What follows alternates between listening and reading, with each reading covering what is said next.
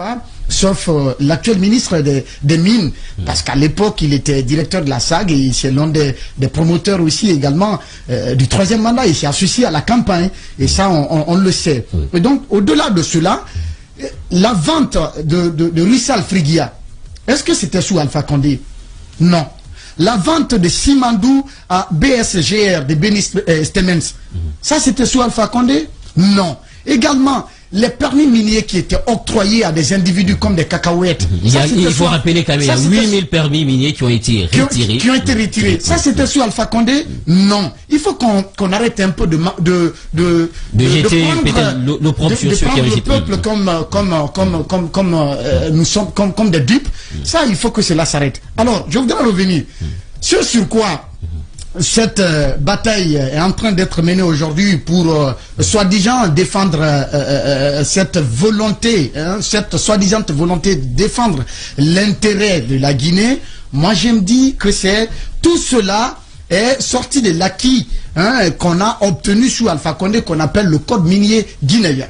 C'est ce code minier guinéen qui a octroyé ce droit de posséder de 15% dans les exploitations minières. Et d'ailleurs, il ne faut pas oublier, les 15% étaient accordés que sur d'autres produits, d'autres ressources, tels que l'or, le diamant et autres, mais que ce soit appliqué sur la bauxite et le fer. C'est le nouveau code minier que Alpha Condé a élaboré qui a consacré cela. Au-delà de tout cela, Guy Bamilimono, c'est la vérité qu'on ne dit pas au peuple. La vérité qu'on ne dit pas au peuple. Je pense bien, cette transition, le gisement de Simandou, est-ce que vraiment la transition guinéenne dispose de délai pour l'exploitation de ces gisements comme ils prétendent le faire croire aujourd'hui à l'opinion nationale? Puisque dans l'accord cadre, les travaux sur le chemin de fer, le port en eau, doivent finir en 2024. Un investissement de plus de 10 milliards de francs guinéens dans la construction. La première production doit démarrer en 2025. Mais qui peut croire à cela, Djiba? Mais c'est impensable. 10 milliards de dollars seulement dans la construction du chemin de fer, que cela soit réalisé d'ici la fin de 2024, sur plus de 600 km. Mais c'est impensable cela. Et qu'on dise, d'abord, le droit par rapport justement, parce que ce soit des ressources renouvelables ou non, les 15% c'est par rapport à la propriété des terres. Et les deux partenaires, vous obligez deux concurrents à se mettre ensemble. En 2016, Rio Tinto avait mis ces deux blocs sur le marché. Il n'y a pas eu de preneur. Et pourquoi? Pourquoi il n'y a pas eu de preneur? Parce que tout simplement, les gens ont à l'esprit ce qui s'est passé avec BSGR. Le contentieux là, où ça nous a amené? Ça a coûté combien à l'État guinéen? Je pense que nous sommes en train de venir vers le même scénario si l'État guinéen ne prend pas garde. Je ne suis pas surpris. Moi, je ne pense pas, en tout cas avec l'actuel ministre, celui qui n'a pas pu produire un résultat à la tête de la SAG, ce n'est pas à la tête du ministère des Mines et de la Géologie qu'il faut s'attendre à du miracle venant de ce dernier. Je ne le crois pas, c'est impossible. Alors, au-delà de tout cela, Guiba, les 15%, Rio Tinto Simfer et Winning Consortium, ce sont deux concurrents. On les a obligés, c'est comme si vous obligez deux personnes à se marier à un homme pour lequel elles n'ont pas le même amour. Ça, c'est d'abord une difficulté. Les deux ont accepté, sous contrainte, peut-être contre leur gré, je ne sais pas. Alors, ils l'ont fait.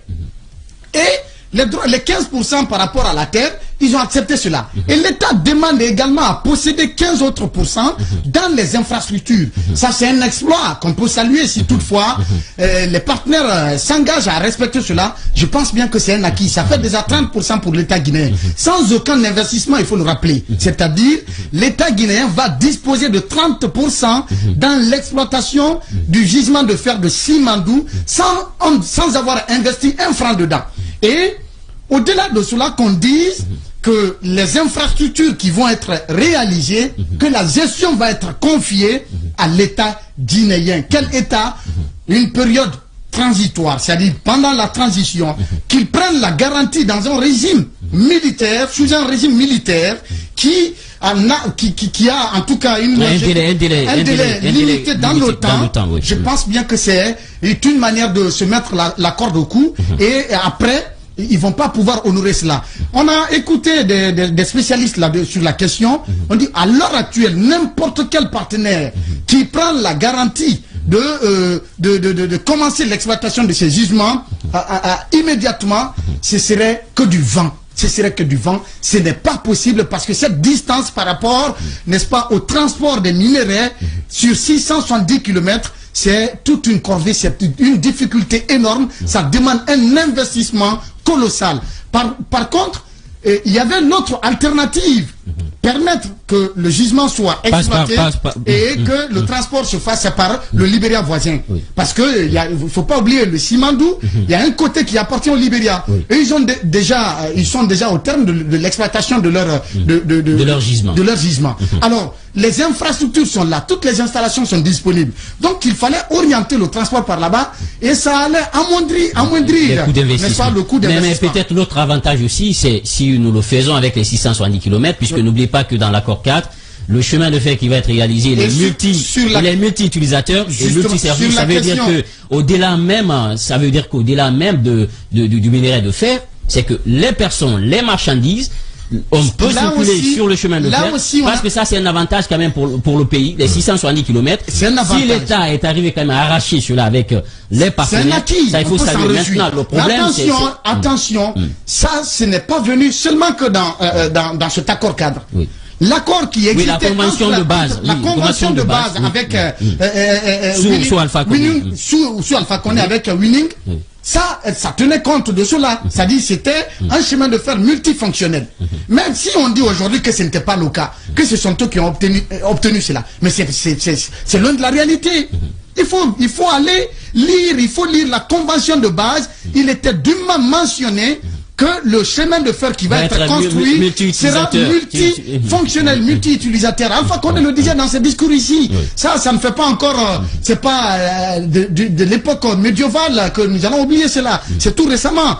Et l'autre réalité, par exemple, les 35 ans dont on parle après la construction, les 35 ans, on dit que ces entités construisent le chemin de fer et qu'elles mettent cela à la disposition de l'État guinéen pour le gérer. On a le train Conakry Express. Que ces gens-là prennent de l'argent avec des banques pour venir investir des milliards de dollars et que la gestion soit confiée à l'État guinéen dont on connaît les agissements. Le train Conakry Express, où nous en sommes avec? Est-ce que l'État dispose des moyens financiers, techniques, la capacité technique réelle est là pour s'occuper ou pour assurer la gestion de ce chemin de fer? C'est quand même, il faut pas vouloir, on veut gagner gros, on veut vraiment que nos mines profitent à notre pays, mais il faut pas perdre la raison. Et aujourd'hui, la raison c'est quoi? Ceux qui détiennent l'argent, on dit que l'argent c'est la clé du monde. Ceux qui détiennent l'argent pour valoriser nos mines, ce sont ces entités-là. Vaut mieux s'entendre avec eux que d'être à côté tiré avec eux. Et quand le ministre dit qu'il y a des entités qui sont à la porte, je vous dis, Guiba, je donne ma main à couper. Vous allez retenir cela. Aucune entité sérieuse, si toutefois l'État parvient à arracher, n'est-ce pas, ce projet entre les mains de Rio Tinto Simfer et qu'on de Winning, parce que j'ai l'impression qu'on va mettre Winning à la porte dans cette histoire. Mais attendons de voir l'évolution des choses. Pour le dire, oui, mais j'ai l'impression. Alors il faut rappeler une chose rapidement. Ce que je voudrais dire. Vous n'avez pas les moyens, vous êtes obligé, la clé du monde, c'est l'argent. Ceux qui détiennent l'argent, il faut aller à leur rythme, s'entendre avec eux pour vraiment sortir un accord qui puisse être bénéfique pour tout le monde, que d'être à couteau tiré avec eux. Parce que si eux, ils partent, avec ce qui s'est passé pour Bénin, le pays va encore passer des années, des dizaines d'années, sans avoir un partenaire sérieux pour l'exploitation de ces blocs. Il faut rappeler que le point 2 de l'accord cadre dit, selon les conventions de base de Rio Tinto de Winning Consortium Simandou, le chemin de fer et le port de Morbaya ne reviennent à l'État guinéen qu'après 35 ans d'utilisation. L'accord cadre qui vient d'être signé permet à la Guinée de disposer de ces infrastructures dès la fin de leur construction. L'État n'assurera la gestion durant toute la vie des mines. Le chemin de fer n'était prévu que pour le transport du minerai dans les conventions de base des deux sociétés minières. L'accord cadre fait du chemin de fer des infrastructures ferroviaires multiservices et multi-utilisateurs. Alors c'est ce qui est dit dans cet accord cadre, même si de l'autre côté, d'aucuns disent, c'était déjà reconnu en amont dans la convention de base. Félix, avec vous, quelle est votre grille de lecture? Parce qu'aujourd'hui, on parle quand même de développement et Simandou joue quand même un rôle dans aujourd'hui l'expansion de l'économie guinéenne, surtout en termes de croissance, puisque en termes de croissance, c'est l'emploi que ça peut générer, c'est la production qui est là, et puis l'externalité sur son environnement direct, et tout cela, c'est au bénéfice du pays, mais pour l'instant, les partenaires et l'État ont du mal à s'accorder sur les 15% concernant la rentrée gratuite du pays sur les infrastructures. Alors, Djiba, on est d'accord que pour le moment, je crois que... Avec le micro, est-ce que vous pouvez... Vous allez étudier ça. Ouais. Voilà, allez-y. On est donc d'accord que pour le moment, c'est le plus grand gisement de fer. Donc ça se comprend déjà, ces discours, ça se comprend déjà, cette question de trouver solution par rapport à cet accord cadre. Mais moi, dès que j'ai lu l'accord, je me suis posé la question, qui sont ceux qui étaient les représentants des deux sociétés à dire Rio Tinto et Winnie Consortium. Parce que quand vous lisez, vous vous posez la question, est-ce que la société, les deux sociétés, eux, ont défendu même leur intérêt dedans? Vous posez la question. Ça, c'est une première observation. La deuxième observation, vous venez de lire l'accord 2 et 3. Comme Babila le disait, est-ce que la Guinée dispose véritablement de moins? Parce que dans l'accord 2, il est dit que et le chemin de fer et le port revient à la Guinée. C'est-à-dire c'est la Guinée qui va gérer. Est-ce que la Guinée dispose d'assez de moins pour l'entretien? Quand on sait qu'avec même les petits bâtiments que nous avons en Guinée ici, allez-y dans ces bâtiments-là, on a du mal à entretenir. Est-ce que la Guinée dispose assez de moyens? Est-ce que la Guinée dispose assez de ressources pour pouvoir entretenir cela? Et parce que l'entreprise va utiliser, bien que les Guinéens aussi vont utiliser, mais l'entreprise aussi va utiliser. Donc si ces infrastructures ne sont pas rénovées, si elles sont vétustes, c'est l'entreprise aussi qui prend coup. Quand même, peut-être que le problème de rénovation ne va pas se poser, parce que l'entreprise aussi a intérêt à ce que le chemin de fer soit quand même dans de bonnes conditions pour pouvoir acheminer son fer. Oui, mais si c'est la Guinée qui gère. Mais peut-être que le problème peut être au niveau des banques qui accompagnent ces entreprises. C'est justement ça le problème. Pour dire que le gestionnaire qui rentre dans les actions a une participation gratuite et non diluable, et c'est lui-même qui gère l'argent que nous mettons à vos dispositions, sachant que quand même c'est un régime transitoire. Peut-être les questions peuvent subsister à ce niveau. Il y a plusieurs questions à soulever. Moi, ce que je veux dire, c'est bon, on peut vraiment défendre l'intérêt guinéen. C'est très important. Mais à un moment donné, il faut être réaliste. Est-ce que c'est faisable? L'accord. C'est la question qu'il faut se poser. Si c'est faisable, d'accord, il n'y a pas de problème. Mais déjà, que les entreprises, après avoir signé l'accord, se rendent compte, parce que comme tu étais en train de le dire, il y a des investisseurs, il y a des banques qui vont investir. Mais avec cet accord-là, je ne crois pas qu'une banque puisse investir dedans. Parce qu'il ne voit pas vraiment, non seulement son intérêt protégé, mais également des gains. Parce que comme Babila le disait, on a près de 30% qui revient à l'État guinéen sans avoir investi même un franc dedans. Vous imaginez, aujourd'hui, dans un monde où il y a des accords où chaque partie finance. Et donc, c'est vrai, c'est bon de dire que oui, nous avons trouvé un accord. Et peut-être la dernière chose que moi je veux dire, j'ai l'impression que l'État guinéen veut aller beaucoup plus avec cette affaire de Simandou. C'est-à-dire, le CNR devait aller beaucoup plus avec cette affaire de Simandou. Mais si on part comme ça, on risque de perdre.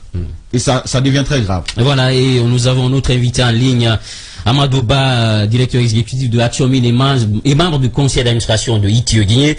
Amadou, bonjour, merci de nous rejoindre. Bonjour Djiba, bonjour aux collègues. Et voilà, et vous avez suivi aussi cette actualité. Le ministre des Mines qui, à travers une note, a demandé l'arrêt des activités dans le cadre du projet Simandou. Il s'agit de Rio Tinto Simfer, Winnie Simandou, voilà, Winnie Consortium Simandou. Et vous, en tant que spécialiste, d'abord, quelle est votre grille de lecture d'une telle décision? Et qu'est-ce qui peut justifier cette sortie de l'État et quelles sont les implications pour le pays si on n'arrivait pas à trouver une solution? Voilà, merci.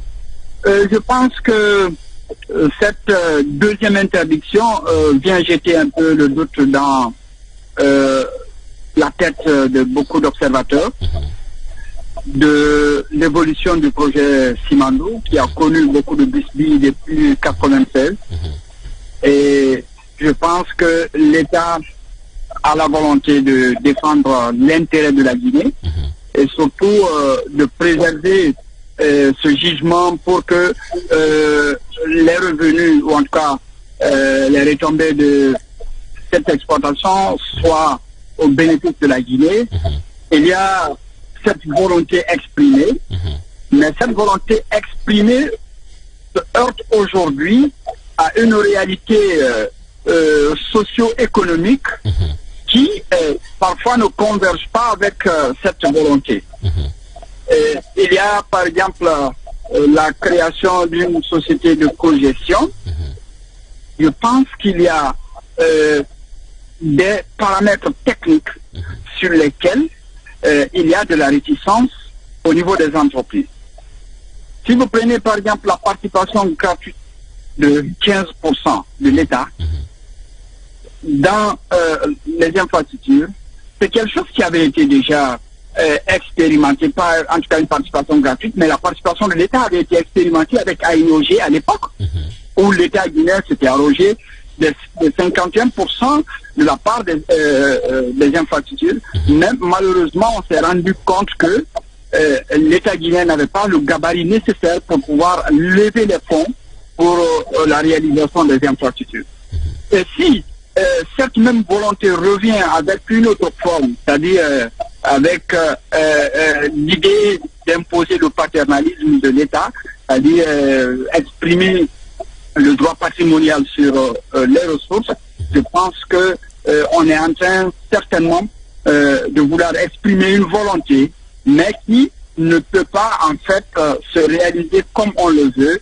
Il va falloir négocier des paramètres techniques, sinon on ne peut pas accepter qu'en au sein d'une entreprise que l'État ait cette participation et que les dividendes soient partagés entre les entreprises qui ont levé les fonds, qui ont couru tous les risques, qui ont réalisé et qui doivent entretenir les infrastructures avec l'État. Donc je pense, si tel doit être le cas, il va falloir négocier des exonérations, que l'État ferme les yeux sur certains revenus ou certains avantages en tout cas accordés aux entreprises. Donc c'est là où il y aura de la négociation. Cette interdiction viendra, à mon avis, pousser les entreprises à peut-être réfléchir à un autre schéma qu'elles vont proposer à l'État, ou que l'État lui-même, dans sa modélisation financière, puisse proposer un autre schéma.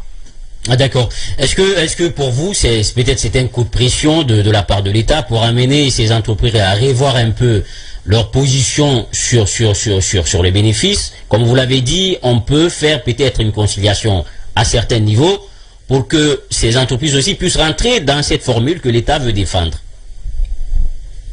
Oui, c'est une pression. Vous savez que l'État a les moyens de mettre la pression sur les entreprises. Mais en retour, il faut savoir aussi que les entreprises ayant déjà signé des conventions avec l'État ont des moyens juridiques de pression sur les entreprises. Parce que dans la plupart des conventions, il est défini le CIRLI plutôt, le Centre international de règlement des différends relatifs aux investissements miniers, est désigné comme étant la juridiction qui est compétente en matière, en tout cas qui est capable de connaître, disons, des litiges entre l'État guinéen et les investisseurs. Et au-delà, ça ne donne pas une bonne image à la Guinée à chaque fois qu'un projet commence à amorcer, disons, son développement, qu'il y ait une situation exceptionnelle qui vienne bouleverser le cours des événements. Et ça va augmenter le risque pays au niveau des banques, au niveau des fonds d'investissement, au niveau même des agences d'assurance des fonds. Parce que les fonds qui viennent, par exemple, en Guinée sont assurés, et c'est des fonds qui sont considérés comme étant des fonds à risque. Parce que le risque pays est élevé, c'est un pays politiquement instable, un pays avec une économie très fragile, un pays avec des institutions fragiles. Donc, si nous continuons à aller comme ça, le risque pays va être encore plus important. Et plus le risque est important, plus on aura du mal à mobiliser les fonds en direction de la Guinée. Il faut dès maintenant qu'on se décide sur la trajectoire que nous voulons avoir sur le Simandou, engager des négociations, des discussions techniques. L'État déjà doit c'est dit qu'il va engager un cabinet oui. et un ingénieur conseil pour l'aider à mieux comprendre ce paramètre. Parce que là, c'est d'une complexité extraordinaire dans la mesure où il y a un investissement gigantesque avec deux géants. Vous avez Rio Tinto, vous avez Winning Consortium Simandou, et c'est deux entreprises qui ont des valeurs entrepreneuriales opposées, des valeurs entrepreneuriales très différentes. Et au-delà, vous avez une conjoncture internationale qui est marquée par un tiraillement géopolitique à l'international. Et ce tiraillement géopolitique a des répercussions aujourd'hui en Guinée dans le cadre de ce projet Simandou. Ah d'accord, Babila, dernière question. Au-delà du risque quant à l'atteinte de la crédibilité ou de l'intégrité de notre pays dans cet accord, est-ce qu'il n'y a pas un risque par rapport, n'est-ce pas, à un contentieux judiciaire comme ce qu'on a vécu avec Béni? Le risque est là, dans la mesure où l'État a des conventions signées avec ces différentes entreprises. Et je pense que on doit éviter cette éventualité pour ne pas que le pays ait ce cachet, c'est-à-dire de pays qui pratiquement ne peut pas garantir les investissements. Et cela aussi ne donne pas, disons, un boulevard aux entreprises de couillonner le pays. À mon avis, l'État guinéen doit être réaliste dans la mesure où aujourd'hui nous sommes dans une précarité infrastructurelle qui ne dit pas son nom, avec un investissement colossal de l'ordre de 15 milliards, d'ailleurs d'évaluer à 12 milliards, selon en tout cas le comité technique qui a travaillé dessus, je ne sais pas sur quelle base.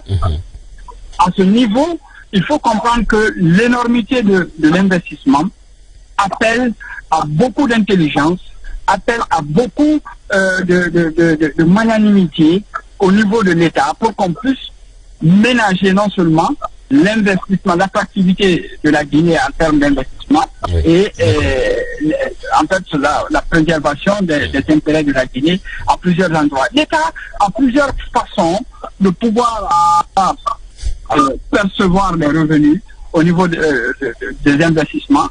Il suffit juste de faire travailler son intelligence et de savoir s'y prendre, c'est-à-dire pour pouvoir mettre la main sur les entreprises et permettre à ces entreprises aussi de fructifier, parce qu'ils ne sont pas aussi des bons samaritains. Ils ne sont pas venus en Guinée parce qu'ils aiment la Guinée, ils sont venus en Guinée parce qu'il y a une opportunité d'affaires. Cette opportunité d'affaires doit être disons, une opportunité à partager avec l'État, avec les communautés, mais aussi avec l'entreprise, dont les investisseurs, dont les actionnaires attendent des dividendes à la fin de l'année. D'accord.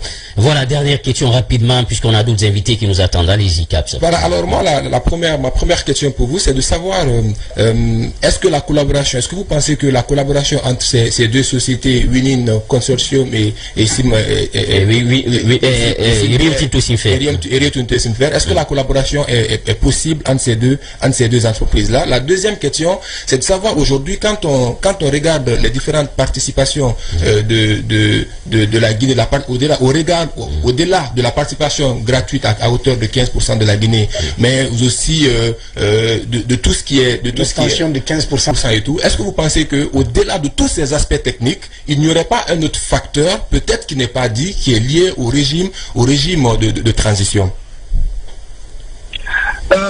La première question, tout dépendra de la stratégie que l'État guinéen va mettre. C'est l'État guinéen qui est le détenteur du droit patrimonial sur nos ressources. C'est l'État guinéen qui est le pays hôte, c'est-à-dire c'est le pays hôte des investissements. C'est l'État guinéen qui a un cadre légal et institutionnel mis en place, sorti, en tout cas dans le cadre de la gouvernance du secteur minier. Donc c'est à cet État guinéen de payer disons, les conditions de collaboration entre ces deux entreprises. C'est pas parce que ces deux entreprises sont concurrentes sur le marché international que ces entreprises ne peuvent pas travailler ensemble en Guinée sur un certain nombre de facteurs.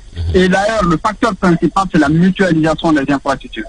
Cette mutualisation, c'est le seul aspect où il y a en tout cas convergence des deux entreprises. C'est l'État qui doit faire de sorte que cette mutualisation se réalise dans de très bonnes conditions. Et d'ailleurs, l'État avait eu à mettre en place des outils en amont. Il y a une étude, par exemple, du cabinet Nodalys qui avait été réalisée, qui avait identifié 3 corridors de développement des infrastructures minières, le corridor sud, le corridor central et le corridor nord-ouest.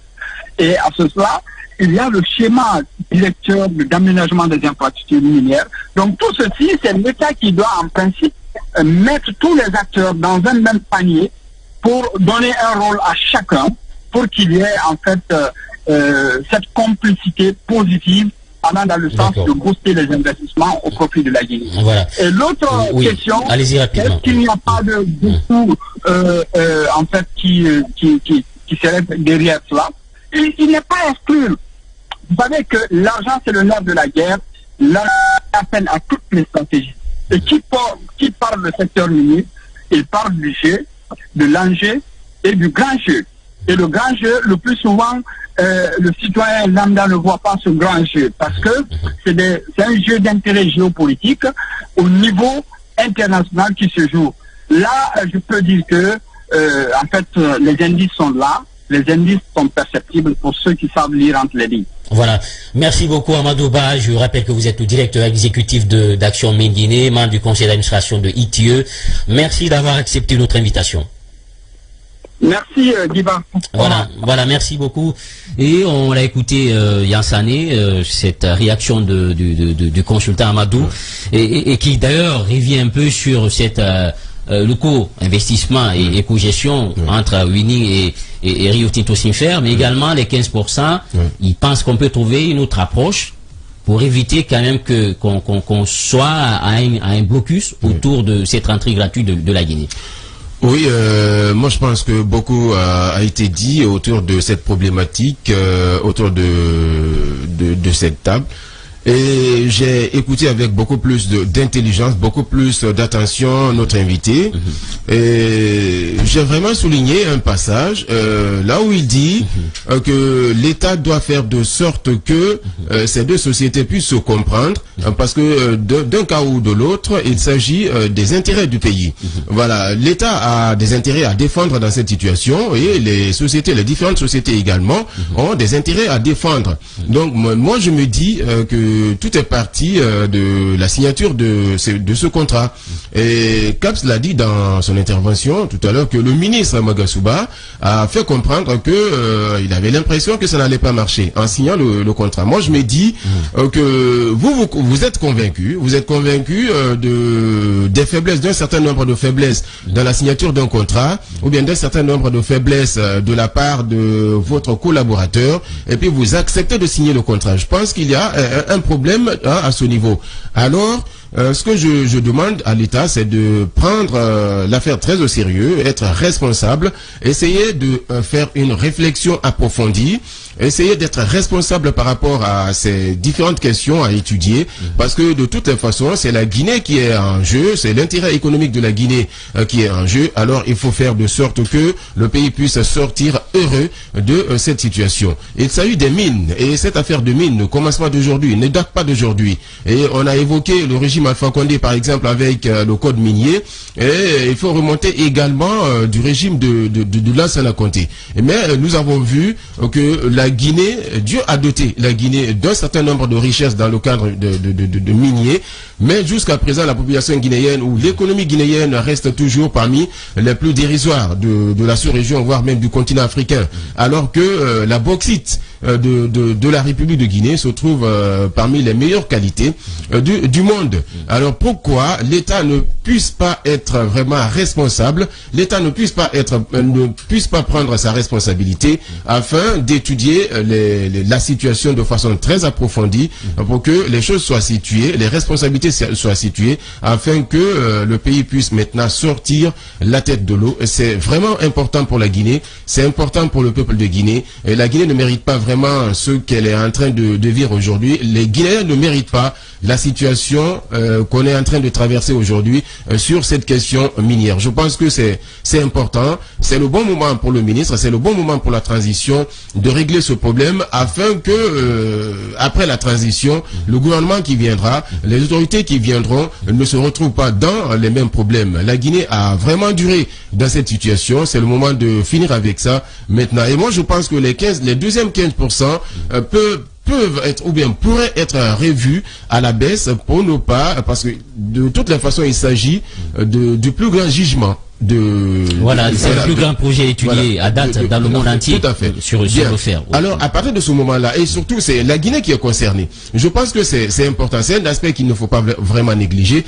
Dans ce sens-là, l'État guinéen doit tout faire pour ne pas que ce projet-là tombe dans l'eau. Parce que là, ça ne va pas être quelque chose qui est beaucoup plus important, quelque chose d'important. Pour la Guinée, l'État doit tout faire pour que ce projet puisse aboutir, pour que les différentes parties puissent revenir sur la table de négociation, sur la table de négociation pour essayer de trouver la solution définitive. Et voilà, vous l'avez compris, c'était tout sur ce sujet, sur Simandou. Espérons que les négociations vont se poursuivre au bénéfice de la Guinée, mais aussi de ses partenaires. Un projet, le plus grand projet à date étudié dans le monde entier en parlant de fer. Et Simandou, c'est un véritable patrimoine pour la Guinée. Le développement aussi passe par la route et ce chemin de fer va jouer un rôle primordial dans le désengorgement, mais aussi dans l'économie guinéenne, puisque la production, en majeure partie, se trouve à l'intérieur du pays. Nous partons du côté du Ghana où nous attend Serge Daniel, correspondant de Radio France Internationale. Nous parlons de CEDEAO. Serge, bonjour, bienvenue. Oui, bonjour vous, et je ne parle pas en tant que journaliste de Radio France Internationale, mais en tant que journaliste écrivain. Écrivain, voilà. Merci pour la précision. Alors Serge, on a tout suivi ce sommet de la CEDEAO avec de fortes actions. D'abord, on va parler des réformes qui ont été opérées au sein de l'institution. Il y a les commissaires qui passent de 15 à 7. Également, Oumarou Sissoko Embalo qui prend la tête de l'institution.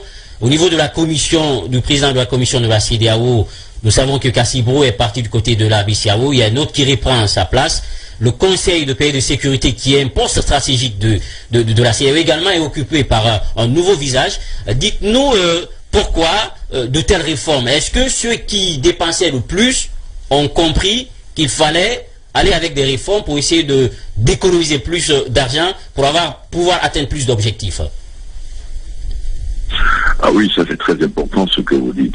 Il y a, parmi ceux qui contribuent le plus, il y a le Nigeria et le Ghana. Ce qu'on a compris lors du sommet d'Accra, où je suis toujours à Accra, un consensus. Bon, désormais, vous savez, il y a 7 commissaires. 7 commissaires, mais il faut savoir une chose, c'est que il y a eu un blocage à un moment, notamment du Sénégal, qui voulait le poste de commissaire à la sécurité, à la médiation, à la politique. Le poste du Béninois Béanzé. Donc ce qui s'est passé, c'est que finalement c'est le Ghana qui va obtenir ce poste, mais le prochain poste sera attribué plutôt au Sénégal. La prochaine fois, ce sera le Sénégal. Et c'est très important de parler de ça. Donc il y a eu des négociations de coulisses sur la réorganisation. Donc désormais 7 commissaires. Le président de la commission de la CEDEAO, c'est le Gambien, comme vous le savez, Oumar Touré, qui est quelqu'un d'un diplomate, quelqu'un de posé, qui a d'expérience. La vice-présidente, ce sera une Togolaise, parce que le principe, c'est que quand il y a un homme, pour une question de parité, tout de suite, c'est une dame. Et c'est une Togolaise qui va être vice-présidente de la commission. Ça, c'est très important également. Voilà. Et peut-être, avant de marquer la pause, rapidement sur cette question, Oumarou Embalo qui prend la tête de la CEDEAO, c'est vrai que beaucoup de chefs d'État avaient exprimé des réticences compte tenu de l'instabilité dans son pays. Est-ce qu'on peut savoir qu'est-ce qui a finalement pesé dans la balance pour que ça soit lui C'est vrai qu'il était bien parti parce qu'il avait commencé à faire un lobby dans la sous-région et finalement, c'est lui qui prend la place. Alors c'est très important ce que vous dites parce qu'il faut savoir comment ça se passe. Ici à Accra, il y a eu deux types de huis clos. Il y a eu huis clos qu'on appelle 1+0, c'est-à-dire un huis clos intégral, uniquement les chefs d'État de la CEDEAO, et puis un huis clos 1+2, c'est-à-dire un huis clos, c'est-à-dire le président arrive avec 2 collaborateurs, et il faut savoir que d'autres personnalités comme Anadif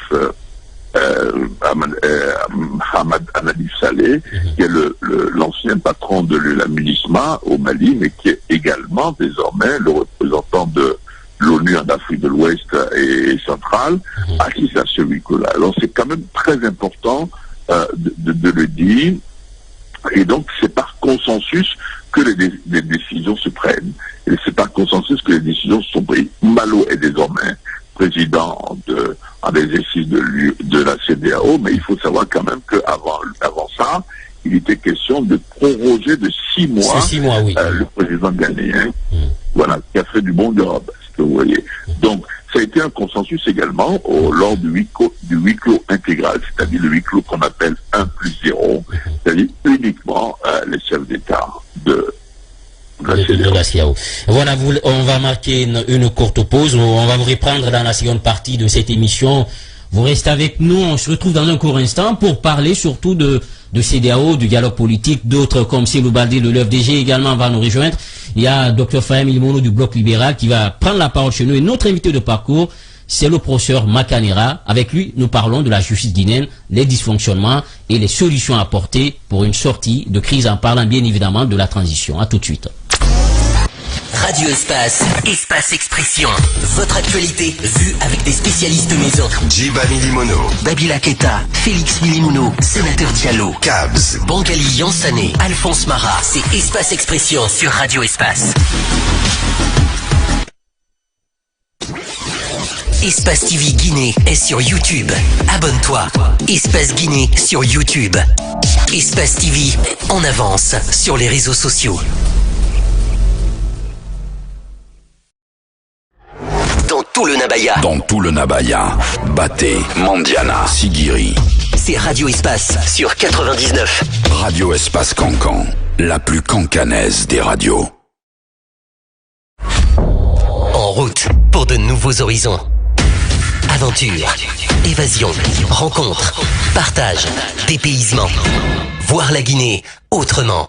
Pour cette rentrée, nous vous proposons des inédits. Bienvenue sur Adafo Média.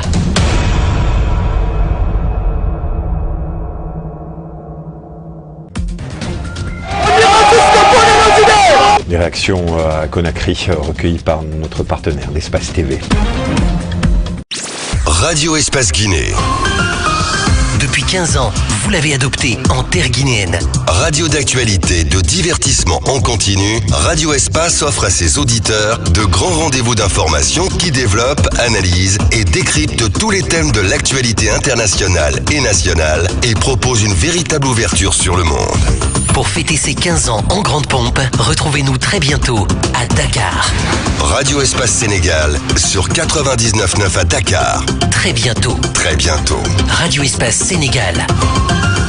À jamais première.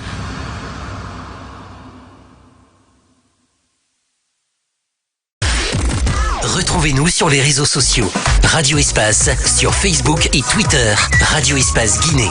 Numéro 1 sur les réseaux sociaux depuis plus de 10 ans. Radio Espace Guinée. Radio Espace Guinée. Amalapouya, Gorée, Koréra, Boubouya, Dabis, Pont de Fer, Solaya, Limania, Katako, Kolaboui, Filira, Amdalaï sur 99.7. Radio Espace Kakandé, la plus bagataille. La plus bagataille des radios. Radio Espace Guinée est sur TikTok. Radio Espace Guinée, numéro 1 sur les réseaux sociaux.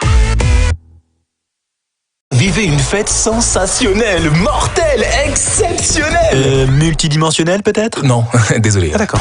Ce modèle d'annonce, il n'y a que Adafo Média pour le faire. Pour toute information, contactez-nous 628 06 06 60. Adafo Média. Et si vous commenciez maintenant? Les talents sûrs ne meurent jamais. Quelles que soient les épreuves, les difficultés, les crises, les circonstances, ils arrivent toujours à se surpasser et restent sous les projecteurs. Avec l'audace, tout devient possible. Les plus beaux palmarès de l'audiovisuel guinéen, c'est sur Adafo Média. Adafo Média, le futur, vivons-le ensemble. Espace TV Guinée est sur YouTube. Abonne-toi. Espace Guinée sur YouTube. Espace TV en avance sur les réseaux sociaux. Dans tout le Nabaya. Dans tout le Nabaya. Baté, Mandiana, Sigiri. C'est Radio Espace sur 99. Radio Espace Cancan, la plus cancanaise des radios. En route pour de nouveaux horizons.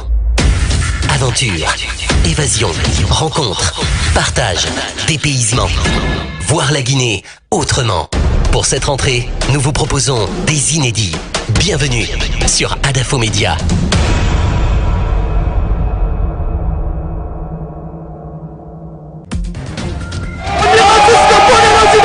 Des réactions à Conakry recueillies par notre partenaire d'Espace TV.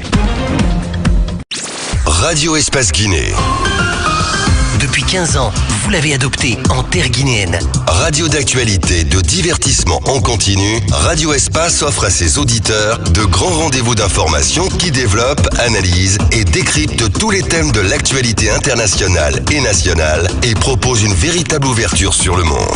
Pour fêter ses 15 ans en grande pompe, retrouvez-nous très bientôt à Dakar. Radio Espace Sénégal sur 99.9 à Dakar. Très bientôt. Très bientôt. Radio Espace Sénégal.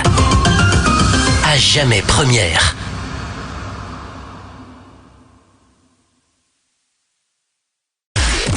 Retrouvez-nous sur les réseaux sociaux. Radio Espace sur Facebook et Twitter. Radio Espace Guinée. Numéro 1 sur les réseaux sociaux depuis plus de 10 ans. Radio Espace Guinée. Radio Espace Guinée. Amalapouya, Gorée, Corera, Boubouya, Dabis, Pont de Fer, Solaya, Limania, Katako, Kolaboui, Filira, Amdalaï sur 99.7. Radio Espace Kakandé, la plus bagataille. La plus bagataille des radios. Radio Espace Guinée est sur TikTok. Radio Espace Guinée, numéro 1 sur les réseaux sociaux. Vivez une fête sensationnelle, mortelle, exceptionnelle. Multidimensionnelle peut-être? Non, désolé. Ah d'accord. Ce modèle d'annonce, il n'y a que Adafo Média pour le faire. Pour toute information, contactez-nous 628 06 06 60. Adafo Média. Et si vous commenciez maintenant? Les talents sûrs ne meurent jamais. Quelles que soient les épreuves, les difficultés, les crises, les circonstances, ils arrivent toujours à se surpasser et restent sous les projecteurs. Avec l'audace, tout devient possible. Les plus beaux palmarès de l'audiovisuel guinéen, c'est sur Adafo Média. Adafo Média, le futur, vivons-le ensemble. Espace TV Guinée est sur YouTube. Abonne-toi. Espace Guinée sur YouTube. Espace TV en avance sur les réseaux sociaux.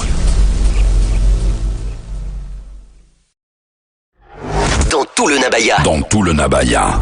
Baté, Mandiana, Sigiri. C'est Radio Espace sur 99. Radio Espace Cancan, la plus cancanaise des radios. En route pour de nouveaux horizons. Aventure, évasion, rencontre, partage, dépaysement. Voir la Guinée autrement. Pour cette rentrée, nous vous proposons des inédits. Bienvenue sur Adafo Média.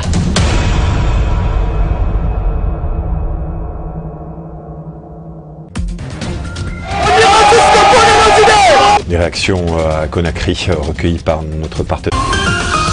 Depuis 15 ans, vous l'avez adopté en terre guinéenne. Radio d'actualité, de divertissement en continu, Radio Espace offre à ses auditeurs de grands rendez-vous d'information qui développent, analysent et décryptent tous les thèmes de l'actualité internationale et nationale et proposent une véritable ouverture sur le monde. Pour fêter ses 15 ans en grande pompe, retrouvez-nous très bientôt à Dakar. Radio Espace Sénégal. Très bientôt. Très bientôt. Radio Espace Sénégal. À jamais première.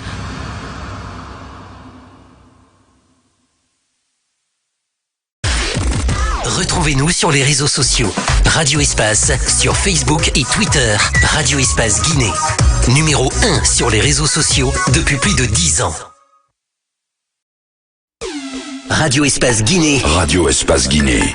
Amalapouya, Gorée, Koréra, Boubouya, Dabis, Pont de Fer, Solaya, Limania, Katako, Kolaboui, Filira, Amdalaï sur 99.7. Radio Espace Kakandé, la plus bagataille. La plus bagataille des radios. Radio Espace Guinée est sur TikTok. Radio Espace Guinée, numéro 1 sur les réseaux sociaux. Vivez une fête sensationnelle, mortelle, exceptionnelle. Multidimensionnelle peut-être? Non, désolé. Ah d'accord. Ce modèle d'annonce, il n'y a que Adafo Média pour le faire. Pour toute information, contactez-nous 628 06 06 60. Adafo Média. Et si vous commenciez maintenant? Les talents sûrs ne meurent jamais. Quelles que soient les épreuves, les difficultés, les crises, les circonstances, ils arrivent toujours à se surpasser et restent sous les projecteurs. Avec l'audace, tout devient possible. Les plus beaux palmarès de l'audiovisuel guinéen, c'est sur Adafo Média. Adafo Média, le futur, vivons-le ensemble. Espace TV Guinée est sur YouTube. Abonne-toi. Espace Guinée sur YouTube. Espace TV en avance sur les réseaux sociaux. Dans tout le Nabaya. Dans tout le Nabaya. Baté, Mandiana, Sigiri. C'est Radio Espace sur 99. Radio Espace Cancan, la plus cancanaise des radios. En route pour de nouveaux horizons. Aventure, évasion, rencontre, partage, dépaysement. Voir la Guinée autrement. Pour cette rentrée, nous vous proposons des inédits. Bienvenue sur Adafo Média.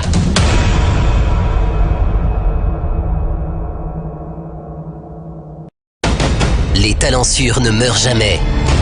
Quelles que soient les épreuves, les difficultés, les crises, les circonstances, ils arrivent toujours à se surpasser et restent sous les projecteurs. Avec l'audace, tout devient possible. Les plus beaux palmarès de l'audiovisuel guinéen, c'est sur Adafo Média. Adafo Média, le futur. Multidimensionnel peut-être? Non, désolé. Ah d'accord. Ce modèle d'annonce, il n'y a que Adafo Média pour le faire. Pour toute information, contactez-nous 628 06 06 60. Adafo Média. Et si vous commenciez maintenant? Espace TV Guinée est sur YouTube. Abonne-toi.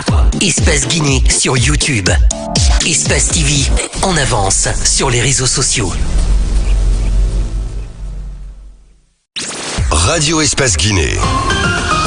Depuis 15 ans, vous l'avez adopté en terre guinéenne. Radio d'actualité, de divertissement en continu, Radio Espace offre à ses auditeurs de grands rendez-vous d'information qui développent, analysent et décryptent tous les thèmes de l'actualité internationale et nationale et proposent une véritable ouverture sur le monde. Pour fêter ses 15 ans en grande pompe, retrouvez-nous très bientôt à Dakar.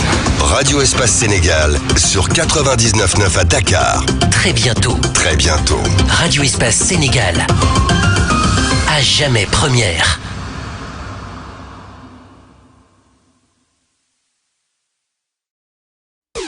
Radio Espace Guinée. Radio Espace Guinée. Amalapouya, Gorée, Koréra, Boubouya, Dabis, Pont de Fer, Solaya, Limania, Katako, Kolaboui, Filira, Amdalaï sur 99.7. Radio Espace Kakandé, la plus bagataille. La plus bagataille des radios. Dans tout tout le Nabaya. Dans tout le Nabaya, Baté, Mandiana, Sigiri. C'est Radio Espace sur 99. Radio Espace Cancan, la plus cancanaise des radios. Retrouvez-nous sur les réseaux sociaux. Radio Espace sur Facebook et Twitter. Radio Espace Guinée. Numéro 1 sur les réseaux sociaux depuis plus de 10 ans. Des réactions à Conakry recueillies par notre partenaire, l'Espace TV. C'est entendu avec le médiateur Goodluck Jonathan. Ça a été décisif à la dernière visite de Goodluck Jonathan. Et donc, les 24 mois proposés par la junte et par les autorités maliennes de transition, les 24 mois ont été actés. On est d'accord sur ça, donc transition de 24 mois. Mais de l'autre côté, c'est que le Mali a donné les Maliens ont donné des gages, c'est-à-dire qu'il y a eu un chronogramme qui a été décidé. Et Goodluck Jonathan, d'après mes informations ici à Accra, lors du huis clos, parce qu'il a fait un exposé sur le Mali, il a estimé qu'il y avait un faisceau de présomption qui tolérait la thèse selon laquelle les Maliens voulaient aller à la réconciliation et que le dialogue existait désormais entre la classe politique malienne et le gouvernement de transition. Il y a eu, comme vous le savez, au sein du CNT au Mali, le Conseil national de transition, qui est le Parlement provisoire, des lois qui ont été adoptées sur l'organisation des élections, l'organe de gestion des élections, la composition d'institutions pouvant permettre d'aller à la démocratie, d'aller vers plus de démocratie. Le président Goïta a nommé, comme vous le savez également, une commission pour réformer, pour proposer la révision d'une nouvelle constitution à soumettre à référendum, et puis il y a quand même un chronogramme qui nous amène aux élections. Donc ça a été vraiment déterminant. Et ce qui a été frappé ici à Accra, c'est qu'il y a eu deux types de huis clos. Vous savez, il y a un huis clos qu'on appelle intégral, 1+0, c'est-à-dire que c'est un huis clos auquel assistent seulement les chefs d'État. Et tout le monde a été viré après les chefs d'État. Donc ils se sont entendus sur un certain nombre de choses. Et puis voilà, je pense que le Mali a réussi à convaincre. Mais le rôle de Goodluck Jonathan a été important. Le rôle, si vous permettez, à Mahamat Saleh Al-Adif, vous savez, c'est l'ancien représentant de l'aménagement au Mali, mais aujourd'hui, il est représentant de l'ONU à Dakar, a été également important parce qu'il connaît très bien le dossier malien, mais il connaît aussi le dossier guinéen, on en reparlera tout à l'heure. Voilà, et Caps, allez-y pour la question. Alors Serge, moi je veux bien qu'on revienne sur le cas guinéen. On sent un petit peu la CEDEAO comme un petit peu conciliante avec le dossier guinéen, parce que beaucoup d'observateurs s'attendaient que lors de ce 61e sommet, qu'il y ait des mesures, des sanctions qui soient prises contre la Guinée. Maintenant, est-ce que cela s'expliquerait par le fait qu'il n'y ait pas de médiateur qui soit déjà venu sur la Guinée et que les échanges réels en termes de dialogue puissent se faire, qui ferait que la Guinée n'aurait pas obtenu des sanctions? J'ai envie de vous taquiner parce que j'ai envie de vous dire qu'il fallait venir à Accra ici pour savoir tout ça. Enfin, bref, c'est pour vous taquiner. En fait, sur le cas guinéen, ce qui s'est passé, je vais vous dire. Vous savez, la veille du sommet, Mahamat Saleh Al-Adif, un diplomate canadien de haut niveau, ancien ministre des Affaires étrangères dans son pays, ancien représentant de l'administration au Mali, qui est aujourd'hui le représentant de l'ONU en Afrique de l'Ouest et en Afrique centrale et au Sahel, pardon, et même basé connaît très bien la Guinée parce que il a deux interlocuteurs qu'il connaît très bien. Le premier, c'est le secrétaire général du palais présidentiel, je crois que c'est le colonel Camara, c'est ça. Vous savez, il a travaillé à la MINUSMA, et il était à Kidal. Moi, je l'ai connu à Kidal, dans le nord du Mali. Je ne sais pas s'il s'en souvient parce qu'il était casque bleu. Ensuite, le représentant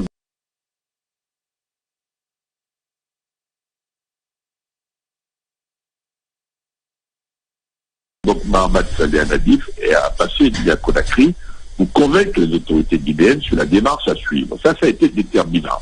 Donc il a compris, il a plaidé le cas de la huis clos, parce que lui il assiste au huis clos. Et deuxième élément très important, c'est la diplomatie guinéenne. Vous avez votre ministre des Affaires étrangères qui est venu, mais avant Accra, il s'est rendu notamment à Abidjan et à Dakar pour plaider le cas guinéen. Ça a été quelque chose de très important. Mais de l'autre côté, la diplomatie guinéenne a joué parce que votre ambassadeur l'ambassadeur de Guinée à Abuja, mais qui est en même temps ambassadeur auprès de la CEDEAO, monsieur Sissoko. On l'a vu vite la presse, monsieur Sissoko.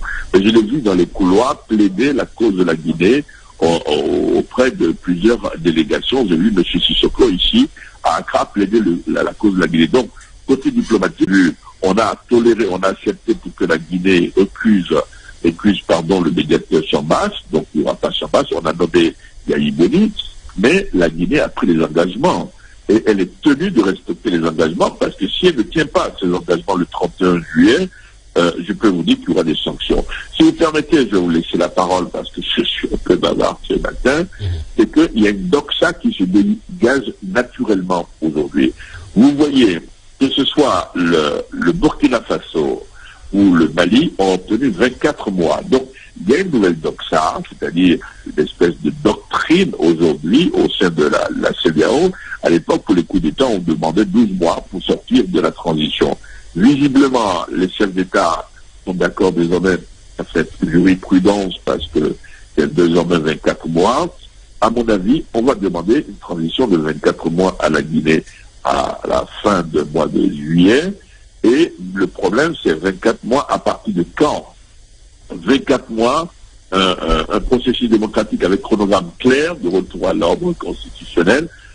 Sinon, je pense qu'à la fin du mois de juillet, si le médiateur a désigné Yahi Boni, l'ancien président du Bénin, s'il n'obtient pas des résultats, de mon point de vue, il risque d'avoir des sanctions contre la Guinée. Mais pour le moment, la Guinée échappe. Voilà. Parce qu'elle a eu une diplomatie active.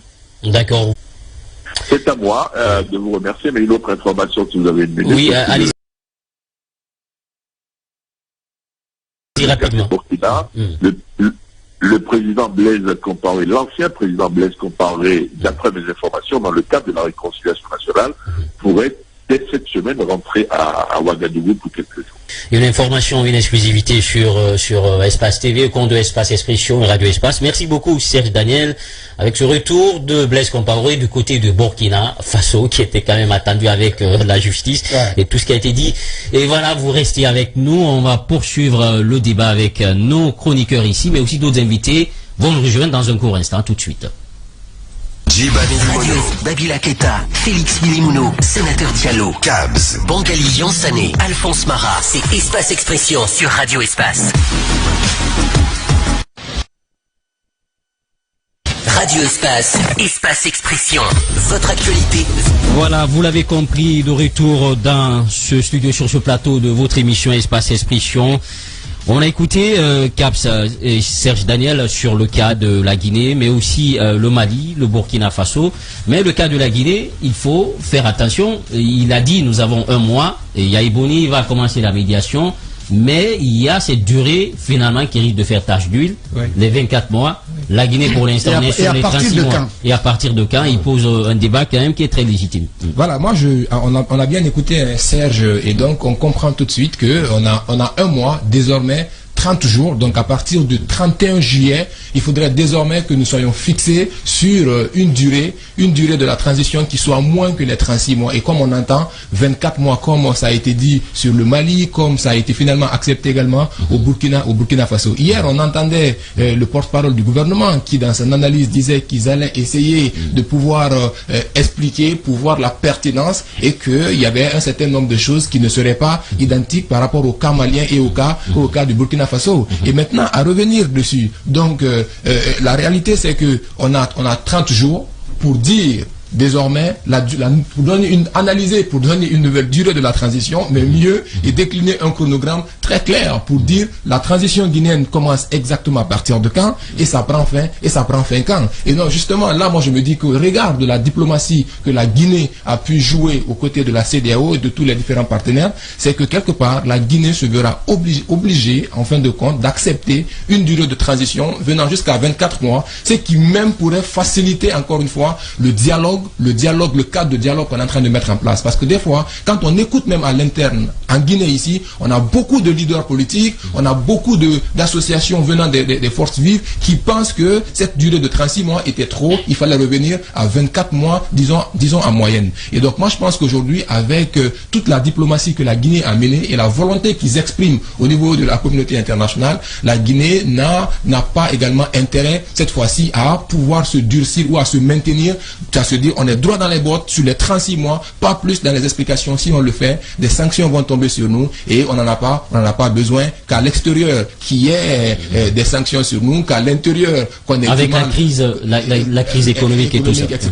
Donc finalement les retombées de toutes ces choses-là ne seront pas bons pour notre pays. Félix, allez-y, votre réaction. Oui, dans le communiqué, la première observation, c'est que le Mali c'est 24 mois, pour la Guinée, le Burkina Faso aussi c'est 24 mois. Maintenant, reste à savoir, est-ce que la Guinée aussi va revenir jusqu'à 24 mois ou en deçà de ça? Mais ce qui reste clair, Serge a posé la question, même si c'est les 24 mois, mais ça débute quand? Parce que même avec le chronogramme des 36 mois que le CNRD a proposé et qui a été intérimé par le CNT, jusque-là, on ne sait pas quand est ce chronogramme peut commencer. Donc voilà la grosse question qui peut être posée. Mais de l'autre côté, je crois qu'aujourd'hui la CEDEAO a beaucoup d'efforts pour que la Guinée quand même ait le temps de proposer un calendrier acceptable non seulement par la classe politique mais aussi par la CEDEAO. Aujourd'hui on nous donne 1 mois. Maintenant au CNRD de revenir, de comprendre qu'il faut aussi s'asseoir sur la table pour revoir le calendrier de la transition, parce que je ne vois pas l'intérêt de ne pas sincèrement céder, parce que c'est vrai, la diplomatie a joué son rôle, mais déjà que les 1 mois ont été donnés, il faut sincèrement que le CNRD revoie le calendrier. Et surtout ça commun accord avec les acteurs politiques, d'où la nécessité de lancer le dialogue. Moi, il y a une deuxième question que je posais. Même si le CNRD propose un calendrier, peut-être que la CEDEAO accepte. Mais on sait aujourd'hui... Tant qu'à l'interne. À l'interne. On sait aujourd'hui que la classe politique regarde d'un autre œil aujourd'hui le CNRD. Il faut donc que la classe politique, qui s'assied aussi avec la classe politique, discuter avec eux par rapport à ce calendrier. Parce que la CEDEAO peut bien accepter un calendrier, mais si les forces vives en Guinée rejettent ce calendrier, ça devient un autre problème aujourd'hui. Donc il faut sincèrement que, c'est vrai, on peut jouer avec la diplomatie. On a vu Serge qui a expliqué en long là-dessus, la diplomatie guinéenne, le rôle qu'a joué la diplomatie guinéenne, sincèrement, vis-à-vis de la CEDEAO. Mais il faut aussi que le gouvernement joue un grand rôle pour qu'il y ait une certaine acceptabilité entre les forces vives, également de la CEDEAO, par rapport à ce calendrier de la transition. Voilà, nous avons l'autre invité en ligne, Sidou Baldé, l'honorable Sidou Baldé, qui est le région de l'UFDG. Honorable, bonsoir, merci d'être parmi nous. Bonsoir, merci bien, c'est un plaisir de partager. Voilà, d'abord votre réaction par rapport au sommet de la CEDEAO. Il y a Iboni finalement qui a été désigné comme médiateur dans la crise guinéenne. C'était le Ghanéen jusque-là, mais finalement, contre toute attente, il y a eu un changement. C'est Boni Yahi, l'ancien président, qui a été désigné comme médiateur. Est-ce que vous pensez que une telle action, une telle décision peut être un paravent pour rapprocher les points de vue en Guinée, créer la confiance entre les acteurs pour un retour éventuel à la table de négociation? Oui, écoutez, je pense que c'est tant mieux pour la Guinée et les Guinéens, et je crois que c'est aussi également un sursis qui a été donné à la junte au pouvoir dans notre pays. Je crois que oui, la désignation de ce médiateur après le désistement pour de bonnes raisons de M. Ibn Chambas, qui avait été récusé par les autorités de notre pays pour quand même permettre une sortie de crise, je crois que c'était salutaire. Et donc aujourd'hui, cette désignation vient répondre non seulement à une revendication de la classe politique de notre pays, les forces vives de la nation, et qui disent dans les revendications que la désignation des médiateurs pour le dialogue c'est quelque chose qui doit être acté. Et de l'autre côté, la CEDEAO également avait tenu dès les premières heures de la prise du pouvoir à ce qu'il y ait un facilitateur entre l'institution sous-régionale et la junte au pouvoir pour quand même pouvoir évaluer au quotidien les avancées dans la conduite de la transition. Donc je crois qu'aujourd'hui, et le CNRD et les forces vives de la nation doivent trouver un salut à la désignation d'un facilitateur qui va accompagner la mise en place d'un véritable cadre de dialogue pour qu'un chronogramme consensuel conformant à l'article 77 de la Charte soit trouvé d'ici la fin du mois de juillet. Peut-être l'autre question avant de donner la parole à Caps. C'est vrai que c'est un début pour un retour au dialogue politique, mais vous, on sait que vous avez posé des conditions. Est-ce que finalement vous allez jeter du lest, accepter cette fois-ci avec cette désignation, puisque ça crée quand même la confiance entre les acteurs, parce que pour un début, vous avez jugé un peu l'action posée par le ministre de l'administration du territoire, mais aussi le CNRD.